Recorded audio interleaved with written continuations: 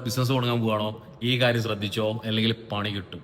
കാരണം ഞാൻ പറയാം, രണ്ട് രീതിയിൽ പറയാം. നിങ്ങളൊരു ബിസിനസ് തുടങ്ങാൻ പോവാണെങ്കിൽ നിങ്ങളോട് ഫ്രണ്ട്സുകൾ പറയും, അല്ലെങ്കിൽ കൂടുതലുള്ളവർ പറയുന്ന ഒരു കാര്യം ഇങ്ങനെയാണെങ്കിൽ നിങ്ങൾ ശ്രദ്ധിച്ചോളാം. അതായത് ഉഷാർ അടിപൊളി ഐഡിയ, അല്ലെങ്കിൽ ഇത് ഇറക്ക് പൊളിക്കും, അല്ലെങ്കിൽ ഞാൻ വാങ്ങും, അല്ലെങ്കിൽ അങ്ങനത്തെ രീതിയിലാണ് പറയുന്നതെങ്കിൽ അതധികം നിങ്ങൾ നമ്പാതിരിക്കുക.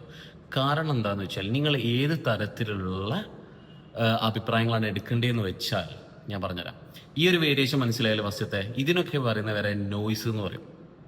സിഗ്നൽ അഥവാ റിയൽ അഭിപ്രായം എന്ന് പറഞ്ഞാൽ ഇങ്ങനെ ഉണ്ടാവും. ഓക്കെ, എനിക്ക് ഈ ഇങ്ങനത്തെ ഒരു പ്രൊഡക്റ്റ് ഇറക്കി കഴിഞ്ഞാൽ എനിക്ക് ഇന്ന ഇന്ന കാര്യങ്ങൾ സോൾവ് ചെയ്യാൻ പറ്റും, അല്ലെങ്കിൽ ഇന്ന ഉപകാരങ്ങളുണ്ടാവും, അല്ലെങ്കിൽ എനിക്ക് ഈ ഒരു പ്രോബ്ലം സോൾവ് ചെയ്യാൻ പറ്റും, അല്ലെങ്കിൽ ഞാൻ ഇങ്ങനത്തെ ഒരു സാധനം മുമ്പ് വാങ്ങിച്ചിരുന്ന എത്ര പൈസ കൊടുത്തിട്ട്.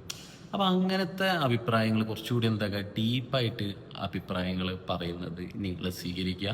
ബാക്കിയുള്ളതൊക്കെ നോയ്സ് ആയിരിക്കും. കാരണം പൊളിയാന്ന് പറയാൻ കുറേ ആൾക്കാരുണ്ടാവും, പക്ഷെ നമ്മൾ പൊളിയുമ്പോൾ ആരും ഉണ്ടാവില്ല.